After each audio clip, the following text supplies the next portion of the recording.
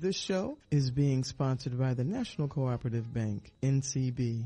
NCB is dedicated to strengthening communities nationwide through the delivery of banking and financial services for the nation's cooperatives, their members, and other socially responsible organizations. More information on the power of community ownership in action can be found at ncb.coop. That's ncb.coop. And now stay tuned for your host, Vernon Oakes.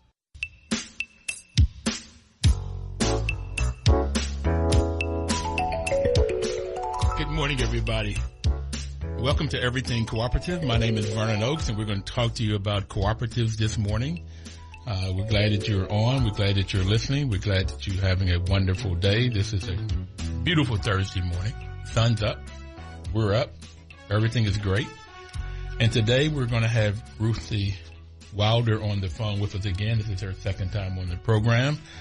She is out of Baltimore, Maryland. Good morning, Ruthie. Good morning. How are you doing this morning? I am blessed to be here. All right. There's two of us. And yourself? I'm great. Wonderful.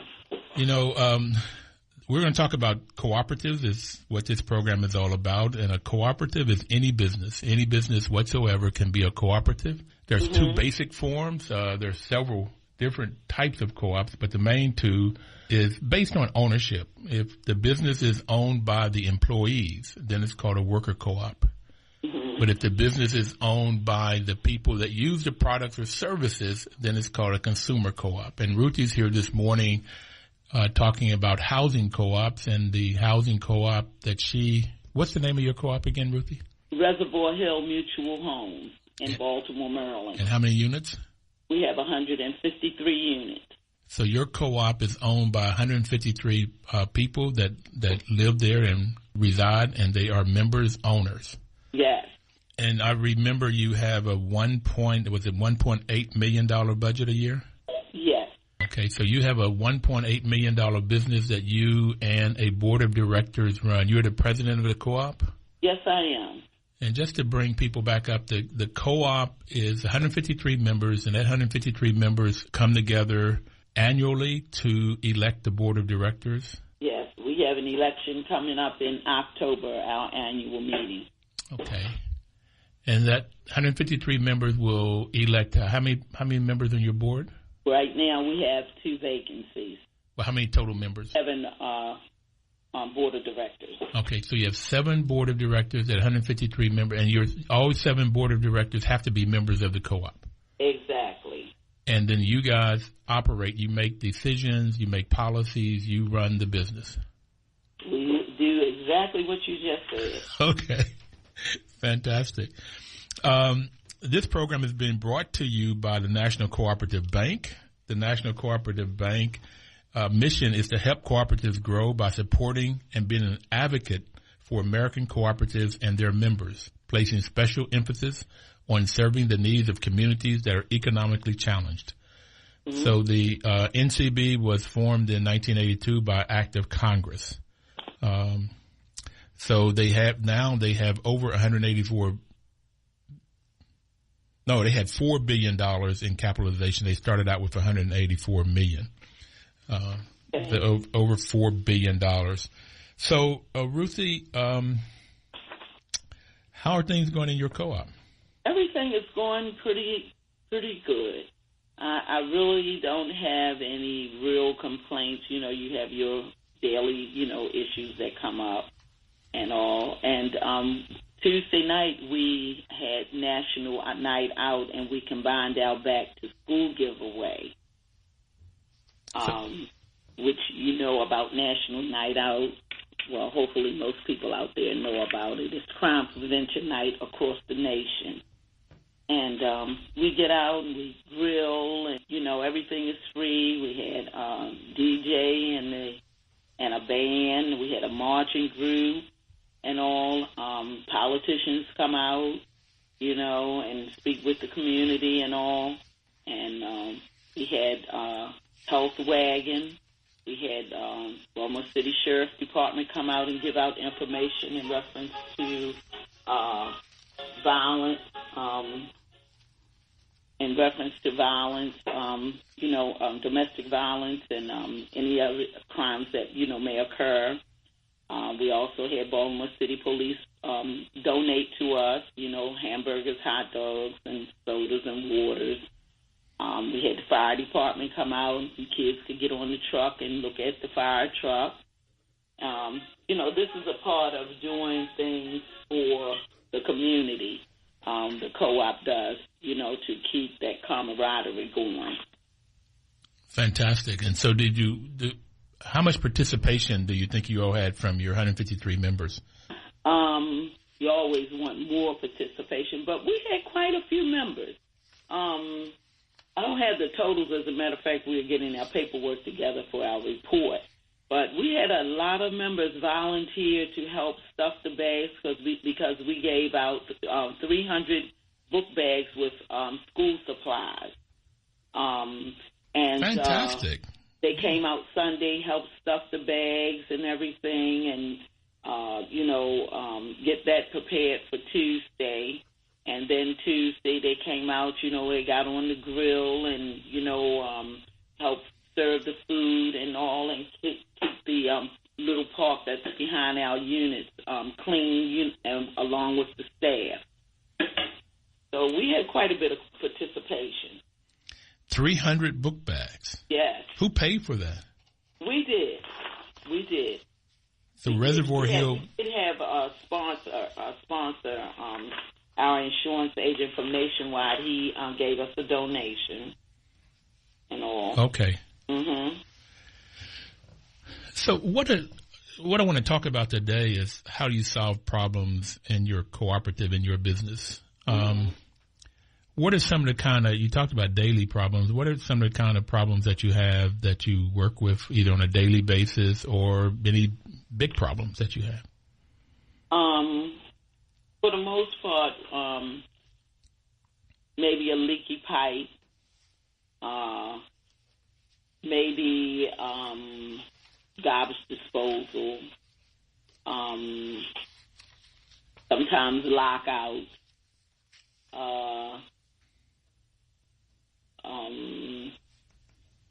That's for the most part electrical, like maybe one of our night sensor lights may be out, and someone will call it in, so that we can have that repaired.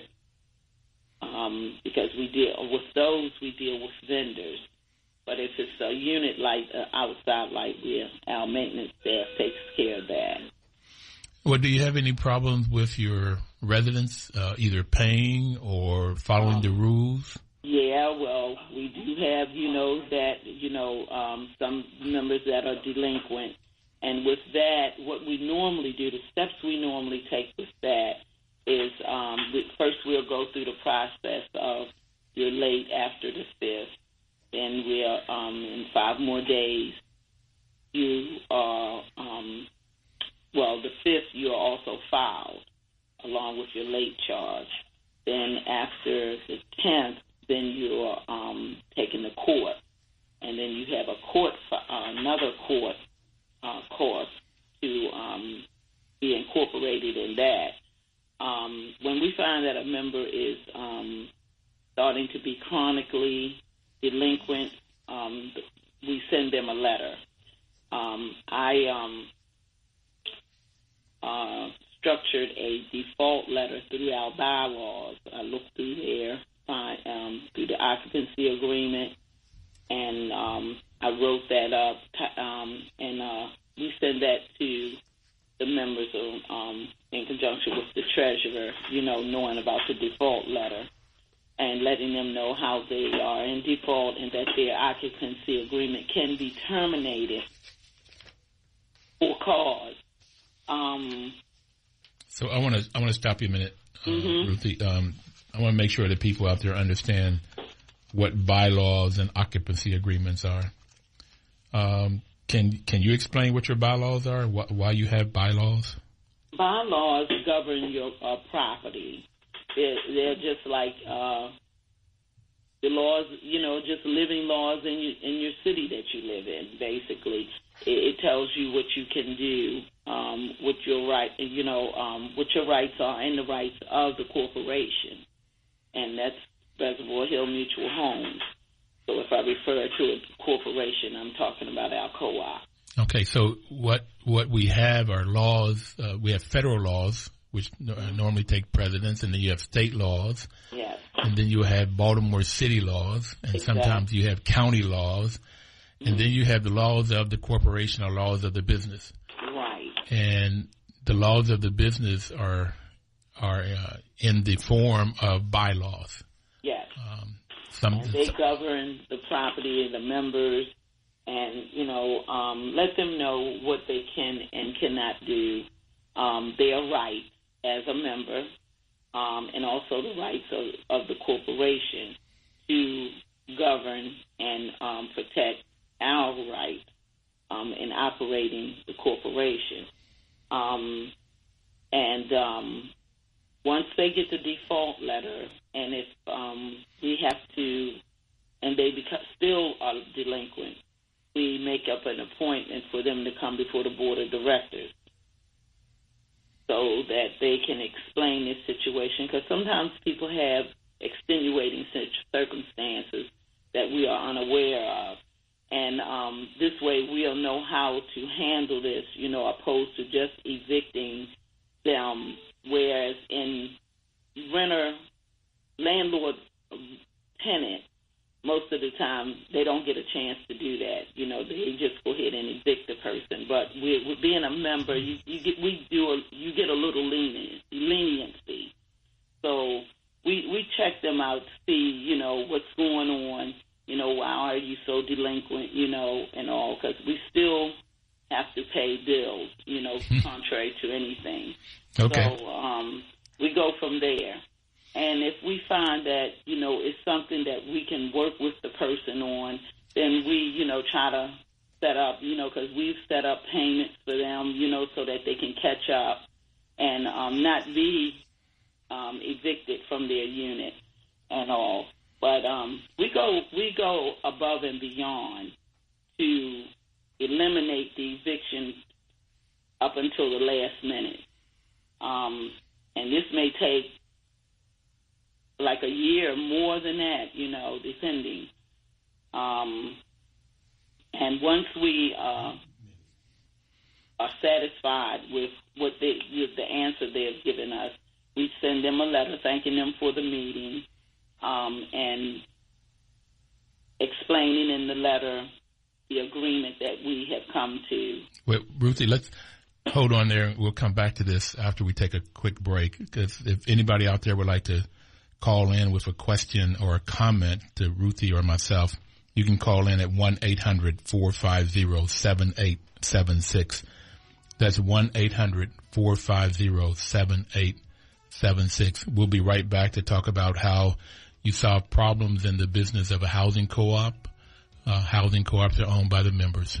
We'll be right back. Please don't touch that dial. News updates on the web at WOLDCnews.com. Welcome back. This is Vernon Oaks. We're talking about cooperatives. We said that a co-op is any kind of business that's owned by the members, which is a worker co-op, or if it's owned by the people that use the products or services, it's called a consumer co-op. And we're talking about a housing co-op, which is a consumer co-op, because the residents of the co-op own the business. And we are talking to Ruthie Wilder this morning from Reservoir Hills in Baltimore, Maryland, which is a 153-unit cooperative. So these 153 members, the people that live there, they elect through a democratic election. They elect the board of directors, which are 7 of them, and then they manage and govern the business. And so right now we're talking about some of the problems of a co-op, and we were talking about what happens when somebody's late. So, Ruthie, what I would like to do right now is talk about a problem-solving model that I developed when I was at Howard, and I've seen others similar to it. Mm-hmm. And I want to talk about this eviction process within this model. The problem-solving model has 7 steps to it. Mm-hmm. So if anybody out there has a pen or paper, you might want to write this down. The first part of the first thing that you have to do in solving a problem is define the problem. And that's basically, it has 2 steps in defining the problems. You figure out what's going on now, and that's called the current situation.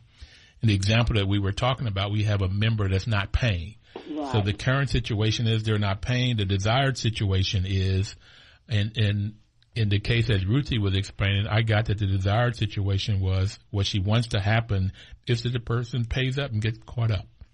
Exactly. Because it's financially profitable for you to try to keep the member there opposed to just evicting them if you can avoid it. Primarily because once you evict the person, now you have an empty unit that has to be rehabbed, which is more money. They already left holding money. Mm-hmm. Then while that unit is vacant, you're losing money because you aren't collecting any carrying charges from it. So you're racking up an enormous bill by evicting them opposed to trying to keep them there and getting them caught up. And then plus they may be a very good member, that you really don't want to see leave. And when I say that, a member that's not a problem member, that keeps the property up, never have any problems within the unit, anyone that's in their household or anything. So you want to try to keep these people around and all. Well, I want to tell you what you went into the second step. Mm-hmm. The second step of problem-solving model that we're talking about is writing down all of your assumptions and your facts. Yeah. What do you think or what do you know? And so you just went through, well, you want to keep them because if you let them go, then there's all of these expenses that you have to have and you don't have the income coming in. Plus, if they're a good member being that they normally pay on time, they don't cause any problems, they may volunteer and are active within the organization, within the corporation, you may want to keep them. So you write down all of the assumptions and facts that you know. And then the third step of this problem-solving model is you write down your alternatives. And the alternatives that you have, and I think you at least should put down 3. And if this is a major decision, you may have 12 different alternatives. You may brainstorm, when I'm working and solving problems, particularly in groups, I may have a time where we just throw out alternatives, throw out potential solutions to the problems. And those alternatives, always one alternative is to do nothing. Okay? That's not necessarily a good alternative in this example because they'll just stay there, use the water and electricity and gas and whatever else that you have, and they don't pay. So that's not a good alternative for this one. The second alternative is to take them to court. Third alternative would be to bring them in and meet with the board and work up a plan there if it's somebody that you want. So you have 3 alternatives right away that you could do. And then you could think of what might be a 4th, 5th, 6th alternative. Help them find jobs if that's what the problem is. Whatever it is, then you look at alternatives. So those are the first 3 of a 7-step process. So I want to go back to this one and also bring out the point of one of the reasons I like co-ops is that they are democratically controlled, is voluntary and open memberships, is 2 of the first 2 principles of the modern co-op. But, it's totally run by the members. They have a say. The members say whether or not they want to meet with this person, whether or not they want to work things out with this person. Where in a landlord and tenant example, what Ruthie's already said, too often the member doesn't have that option. They don't have the option to sit down with the landlord or the property manager and say, look, this is my problem and see if we can work this thing out. Because too often in a landlord and tenant case, that owner may not even be in the neighborhood. That owner may not be even around. And all they want is the money. They're not so much concerned about the resident. They're concerned about the money too often. Exactly. So, go ahead. And then remember, the persons that you're talking about, they are members. They're just not tenants. So it does make a little difference They're a 1% shareholder within this corporation. So you should extend them some extra right so that they can try to resolve the situation they are in. You watch your court list and you see who is chronic or someone, and especially someone that you're not normally seeing on your court list, and you're saying, what's going on with them?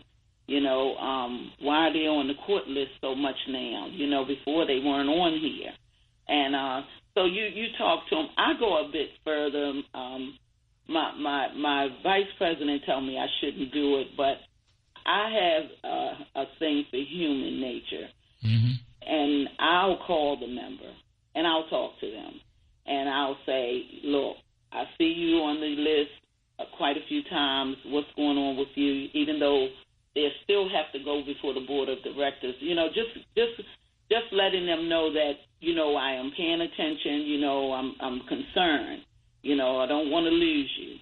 So this helps, and also, too, it lets people know that you do have a heart in this business. You care. Yes, that you really, really care about their circumstances. So, and it helps. And, most of the time, they'll say, well, they'll tell you what's going on, and, they'll let you know when they're going to, be able to resolve it. And 9 times out of 10, they do resolve it once they give you that commitment. They give you that commitment, and I'm glad of that. Ruthie, that humanity that you talked about, mm-hmm. It's people working with people, and that's what Chuck Snyder said. He said that a co-op is nothing but people helping people. Yes. And that's what you just described here, is that you as the president will also, which is an alternative, you make a telephone call. Yeah. You have a one-on-one conversation with the member to try to find out what's going on, what's happening in their life, what's causing them not to take care of their responsibility, pay their fees. Yes. And then they'll meet with the board and work something out if you can work it out with them. Yes. And like what you said was, when you do this, 9 times out of 10, they resolve their problem. Yes. The 1 out of 10 times you may have to resort to the court and you may evict. Yes. But if you can get 9 out of 10, if you can get most of the people who get behind, mm-hmm. and too often, particularly in this last economy, 07 and 08, and as a property manager, I lived through this big time, that mm-hmm. a lot of people lost their jobs. Yeah. And they did not have money to pay. Yeah. There's another option that some co-ops do, Ruthie, and that is some co-ops have a hardship reserve. Oh, okay. And they'll put a hardship reserve together, just like a replacement reserve. And a replacement reserve, for those out there, is money. It's basically, when you talk about reserve, it's talking about savings. Mm-hmm. And savings for replacement reserve is you put money together every month to replace your roof. The roof may not need to be replaced for 10 years, but mm-hmm. you can start saving today, so you'll have whatever it costs 10 years from now. And sometimes we get engineers to estimate what it's going to cost 10 years from now to replace a roof. And you start saving money for that. Or if you have to replace the windows or the hallway, the flooring in the hallway, whatever you have to replace, you save money. So at some co-ops, I've seen 2 or 3 co-ops do, is they put together a savings for hardship. And, they put together the rules on how one may be able to use it. Like if they have a good reason for being behind, like they're sick or they lost their job, and then it may say that they can only, pay 2 months or 3 months of carrying charge, and they cannot use it for 24 months. I mean, you can't go keep dipping in the bucket. And then they have a committee that oversees it and makes the decision. It's not automatic. They have to meet with the hardship committee. Mm-hmm. And they have to say what their case is, and they have their rules and regulations of how they can use the money, and if it fits, they use it, and if it doesn't, then they say no. And if they come back too many times, it could be a no also. But that's another way of people helping people, where everybody pitches in when they pay their fees every month, and some of that's set around for when hardships happen. Mm-hmm. And that has worked very well. I've seen it happen And it works. It works really well. So that might be something you may want to consider if I can be of help to share any of the rules that these hardship committees have put forth. You might want to find that. But that helps people to start looking at savings and personal savings for hardship. Oh, yeah. So, again, if anybody want to call in, you can call in at 1-800-450-7876. This is Vernon Oaks. We're talking about cooperatives and the benefits of them. We'll be right back. News updates on the web at WOLDCnews.com. You know, President Obama loves WOL, and so do I, because information is power. Matter of fact, we had a gentleman on the program from Senegal, an African, who said that it's not information that's power. It's when you get information and you put energy, action to the information, then that's where you get the power. Information without action doesn't give you power. But putting the information to work, doing that is what gives you power. And this is why NCB is sponsoring this program, to give you information about cooperatives and how they work. And this is what Ruthie is talking about today, where 153 people come together in this housing co-ops. They elect 7 board members. The board members have the authority to run the business, to govern the business. They set policies, and then they have managers who manage and implement those policies. And in Ruthie's example, they hire site managers, and they hire contractors or maintenance people and maybe cleaning people, and then they run this business. Matter of fact, Ruthie, how many people do you all hire? We as staff, we have 8 people on staff. We have 3 office personnel and 5 maintenance crew. You have 3 office personnel and 5 maintenance. Yes. Okay. So this is what I love about a co-op. You have everyday people running a $1.8 million business. That's everyday people learning. Yes. And the 5th principle of a co-op is education, training, and information. And so Ruthie has had to learn how to run a business. And it sometimes can be frustrating, as I've talked to different presidents and different officers of cooperatives, to run a business, particularly when they don't know how to run it. It can be very frustrating until they learn how to and get the information that they need to run a business. So right now, what we're talking about, the subject for today is problem solving, and we're talking the model, the example of a problem is when somebody doesn't pay. And I said in this model, first is to define a problem or opportunity, and that's to talk about the current situation, what's happening now. And the second part of it is talk about the desired situation. And the difference between the current situation and the desired situation is called the problem. That's what most people call the problem. And I would say enlightened people will call that the opportunity. They will talk about what they really, really want and then how they get there. But also, I find that most people that I have met, I call them 1A people, Ruthie, and that is that they stay on talking about the current situation. Yeah. That they never get past talking about the current situation, and that shows up with complainers. When people will complain and complain and complain about whatever it is, whatever the thing is in any organization, I call them complainers. They never get off of 1A. They never even talk about what do they want. They always talk about what is right now. Right. So they never get a chance to solve the problem. And I really like to talk to people that are, in this example, they're 5, and we'll get to that right now. And that is, the second thing is you talk about your assumptions and your facts, what you think or what you know. Then you write down at least 3 alternatives.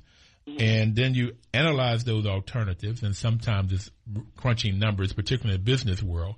You crunch and figure out which one will give you the biggest bang for your buck, which of the alternatives will likely solve the problem. And number 5 is you make a recommendation when you don't have power, and you make recommendations to the people that have the power that can make change. And if you can, and Ruthie in the board's case, they can make the decision. They can decide with the person that hasn't paid. They can decide Ruthie made the telephone call. That's her decision. The board meet with them. That's the board's decision, and probably their bylaws and their policies. And then they have to decide whether or not they make out a plan with the person or send them to court. Exactly. And also, too, me talking to the person one-on-one, sometimes people aren't comfortable talking in front of a group of people, but on a one-on-one, you can really make them feel comfortable enough to explain their situation to you. You know, because everyone doesn't want to go and put all their personal business out there, even though we know that something is wrong financially, and that's personal, but they still don't want to, you know, have to sit there and feel like they're in the hot chair, you know, in front of 7 people and just spill their business out, you know. So, you know, that's one of the reasons, too, why I like to be hands-on with people and see what I can do. And then that also, too, before they come in, I can kind of explain it to the board what they're coming in for, and then let the person speak from that point. What you're talking about is what I have found also is that people are just embarrassed. Exactly. And fearful. They don't know what, and so a lot of times people won't come forth. I had a young African American male that was behind about 3 months, and he was getting ready to be evicted. And when I say getting ready, it had gone through the courts. We had the writ for eviction, and the marshals was at his door. Okay? He comes out crying, literally. Young black man, 24, 25 years old. He had not lost his job, but for some reason or another, he wasn't getting paid, is what he was telling me the story. And so I stopped the marshals for a few minutes, went down and talked to the guy. We made an agreement, and there was nobody on the board. This guy had been behind before. Nobody had reached out to him. And we try to tell, in this particular co-op, anytime you have a problem, come talk. Right. And he did not come talk. We did stop the eviction. He is caught up now. It's been about 6 months ago. But there was just, they were so afraid to say, hey, look, I'm behind. I can't do it. Yeah. And then I sat down 3 weeks or so afterwards and explained to him that I had just saved him and his family this is a market rate co-op, about $40,000. See? If he had gotten evicted, he would have lost all of his equity. And I'm hopeful now. As a matter of fact, the board was a little angry at me, and they said if he goes back to court, you're paying. I said I knew that. I knew that when I made the decision, but I did. I was at number 5. I could make the decision. I made the decision. I helped this young man to keep some equity, and I believe he's going to be a much better member now. Yes. And we have Jane on the line. Jane, good morning. Good morning, Jane. Do you have a question or a comment? Yes, good morning. I was wondering about if you knew about any garden or people who grow vegetable co-op in the Silver Spring, Maryland area. I don't, but I can look that up. And one of the places to go to is coopdc.org to look at what's going on. Yeah, www.coopdc.org to look at what's going on. And I do not know of a co-op in Silver Springs, Maryland, that does gardening. But what I will do, if you could look there, and I'll try, James, also to put a question on that to see if we can find out. All right. Well, thank you so much. I appreciate it. Thank you for calling, sir. All right. Thank you. So we're at number 5 in our decision, in our problem-solving model, to make a decision when you can. I gave an example of a decision that I made. It looks like it was the right decision for him, for the co-op, for all of the reasons you talked before. If we had evicted him that day, we wouldn't have gotten the money he was behind. We would have had money that we had to pay out. The good news about that, the co-op would have made money though. Because of like I said, the equity is a market rate co-op, so it would have made money. And I explained that to the man. I said, if I was after money, it would have been in my best interest to evict you that day. But we're not after money. We're after helping people. Helping people was the reason for co-ops. Oh, and too, sometimes, that makes them an even better member. And you may have a volunteer now in your hand, to come aboard, when you're having anything on, with the committees that you form on the property. Well, when I talked to him about 3 weeks afterwards, I had talked to him about that. We haven't had a meeting since, but I'm expecting to see him at meetings. I'm expecting him to get involved. And I would call that card, say, look, man, I saved you a whole bunch of money. Come on down here. Let's go. And maybe he will become a very, very good member. Exactly. Tie their hands. Yeah, that sounds good to me. And all, because you're never short of volunteers. You're never short of volunteers. And that's another thing, I think people get the wrong perception of volunteers, because if you volunteer and become involved, you'll see exactly how things operate within the corporation. And that should give you the incentive to want to pay your housing charges and, as well, be a part of decision-making, And that's what you're there. You as a member, you do make decisions, on how the corporation is, ran the board, because you try to give the board of directors some advice on, what is going on, your opinion of things as a member, so that they can correct it, improve it, or whatever.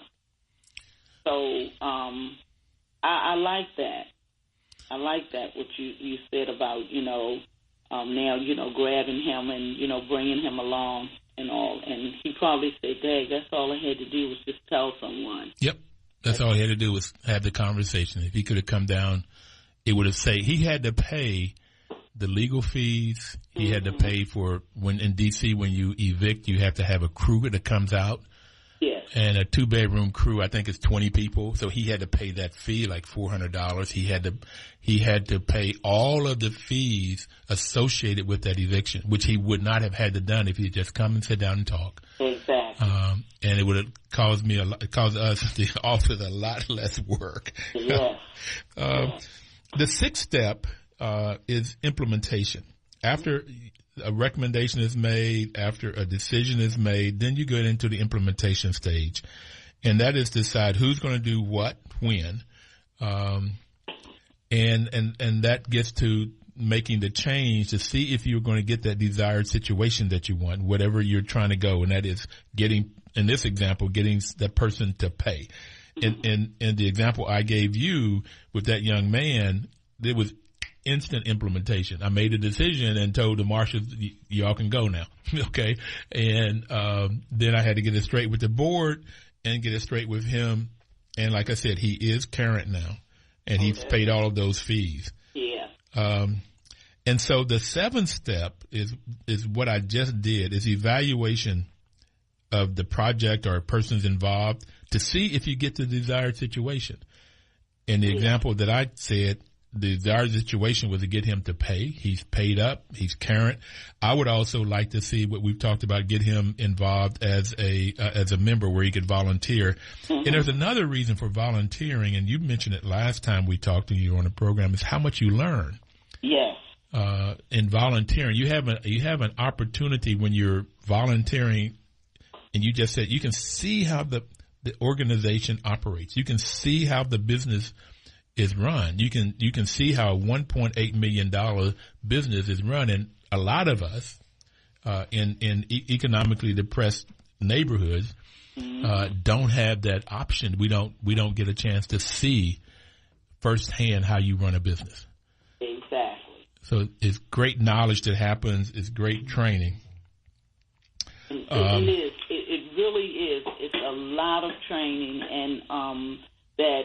As I said the last time, you can implement in your everyday living with your personal life. You learn so much, and it's not. I'm not going to say it's not hard running the corporation, but it's not as hard as people think it is. If you're willing to learn and open your mind, and it's just common sense. Ruthie, I just got a biggie to tell you what I've heard somebody say. Common sense is not common. Okay. Mm-hmm. Yeah, well, you say it's common sense. But that is not common. And we're going to break away again and take another quick break. Okay. I'm glad James called in. If anybody else have a question, call in at 1-800-450-7876. We're talking about cooperatives, what makes them run, getting information to make them work. And what Ruthie was saying just now is that once you get the knowledge, running a company can be easy, or it's not as mind-boggling as one thing. We'll be right back. News updates on the web at WOLDCnews.com.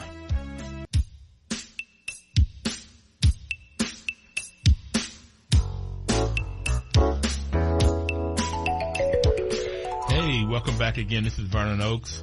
We're talking about cooperatives, everything cooperative. The National Cooperative Bank has customers that are cooperatives, such as grocery wholesalers. We've had Greenbelt food co-op on the program, purchasing co-ops like farming co-ops, housing co-ops, and Ruthie's representing them today. Other customers of NCB share in the cooperation, the spirit of cooperation, driven by democratically organizing principles. They may be Alaskan, American, or Native American enterprises, which by their very nature are member-run and member-owned. Others may be community health centers or charter schools driven entirely by community needs. What they all have in common is a single fundamental principle. They have joined together cooperatively to meet personal, social, and or business needs. You know, most co-ops are formed to solve some community problem. And from what I have gathered on this program for almost a year now, October will be a year, we started last October, is that most co-ops will provide as good as, if not a better product or service at a competitive, if not lower price. So this is, and what makes the price lower more often than not is there is not a profit motive. And nobody's trying to take money off the cream off the top and take it to another community or another country. And most of the time when somebody learns, like the young man we were talking about earlier, or maybe some of the people in Ruthie's co-op, when they learn how that they own it, they take better care of it. Have you experienced that? Yes. People, they really take pride in taking care of their unit better. You don't feel, the destruction, that, landlord tenants, a lot of them deal with. I'm not going to say everyone. I know that's right. But, but for the most part, I'll go as high as 99%. Wow. That the members take care of their units. And that's a big help on the corporation, because the more they take care of their units, the buildings are more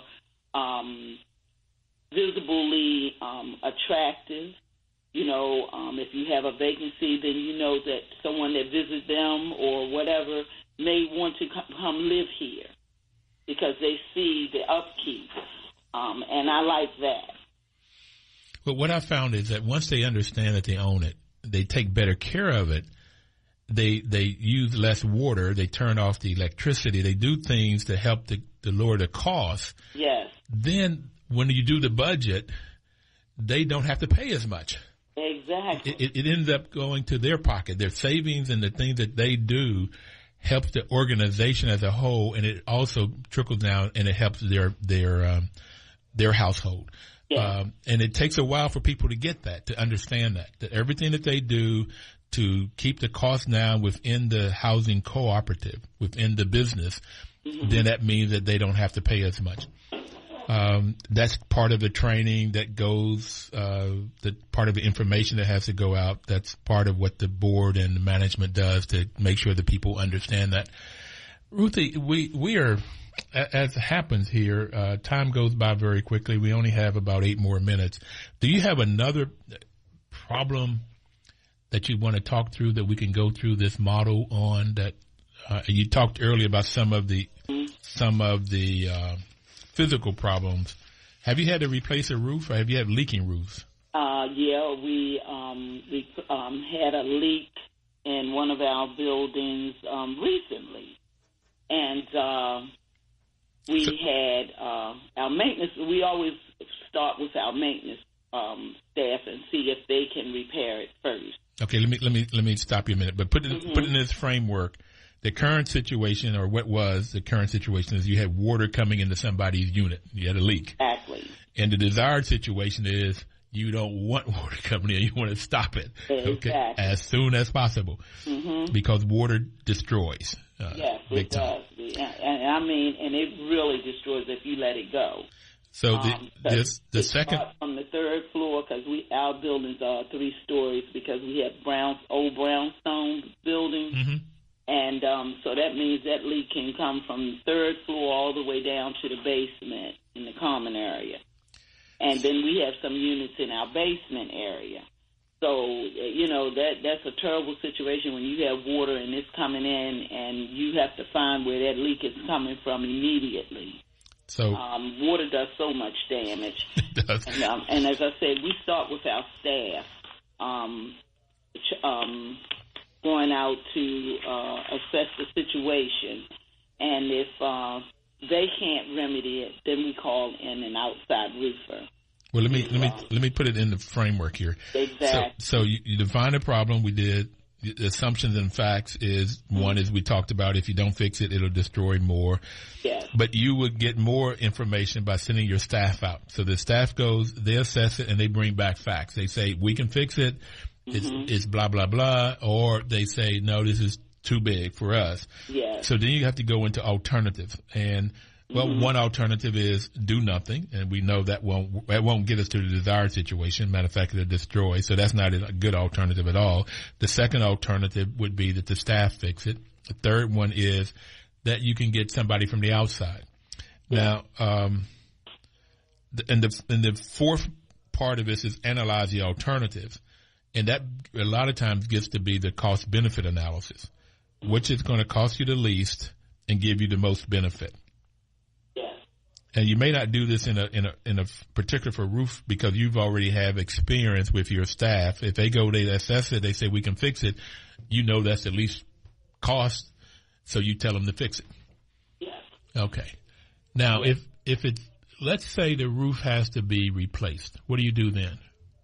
I would send for several roofers for estimates, not only cost, but what their process is in repairing this roof, because that's the most important thing, their process in repairing that roof so that it won't leak again, at least for several years.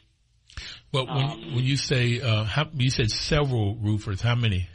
I would go as much as at least 2 to 3. Okay. Or if you want to, and see what each one is offering. So, and reputation, look for roofers that may have a good reputation. Now it's easy going online, checking their backgrounds out. So if you go and you look at your assumptions and your facts, and you say you draw the conclusion it needs to be replaced. Again, I look for a minimum of 3 bids. I want 3 alternatives, and so I look for a minimum of 3. And if it's a roof that costs $100,000, I may get 5 or 6. Mm-hmm. If it's a roof that costs $10,000, I may only get 3. I don't know of any roofs that cost 10 anymore. But anyway, the broader the problem is, the more alternatives I want to have. Yes. And then you analyze it, and that's what you went to. The fourth step of this is you analyze your alternatives, and you would look at price, you would look at process, you would get reputation. You'd have a series of things you're going to look for in each of those roofers to make a decision, or if you had a committee, they may make a recommendation to the board. And that's the 5th step. That's pretty much what you all do? Yes, and bring those estimates back to the board of directors, and you decipher them and decide on who you're going to use. to help you with this problem. And it's important to always, even though I'm president here, it's still always important to talk to your board of directors. I mainly talk to my vice president and my secretary and the treasurer, because they need to be involved in what's going on, and everybody, so someone else knows what's going on as well. Well, if a co-op works the way it's designed to work, you would have autonomy and independence, which is the fourth one, and so you all are making decisions. You will have volunteer and open members, democratic member control, and you have to have, in this autonomy and independence, to make it work, you have to have a number of people making a decision. If you ever get one person making the decision, it's not a co-op. There's no cooperation. It's more a tyrant, or a king or something like that. So yeah, I totally agree with you. And then the next step is, once the board makes a decision, then you implement, and that's do a contract, say when the contractor, he or she will start, when they expect to finish, how much it's going to cost. You get all, and what's that processing. And if it's like $100,000 roof, I would have intervals where I have somebody up there inspecting. Matter of fact, for most roofs, I'll have, when they tear down a roof, I have somebody inspecting and so forth. And so you're always evaluating the project to see if it's getting you to your desired situation. Yes. Ruthie, we only have about a minute and a half left. It goes by very quick. 1 minute left. You have any other quick comments you want to make to the people out there today? No, it was a pleasure talking to you again as usual. And I look forward to another day we can speak and, talk cooperative. It'll be my absolute pleasure. And the last time you talked about a building that was vacant there, you want to look at putting a senior citizen or veterans cooperative. And I'd like to work with you, and I would touch bases with you about that. Yeah, we definitely need to talk bases. Maybe we can get together before the annual conference and have something to present to them on the agenda. All right, dear. We will all right. be checking off. off. Have a great day and weekend. You too. Bye-bye. And we'll be back next Thursday talking to you about cooperatives. Have a great weekend, great week. Thank you. This is Vernon Oaks signing off. 1450 WOL.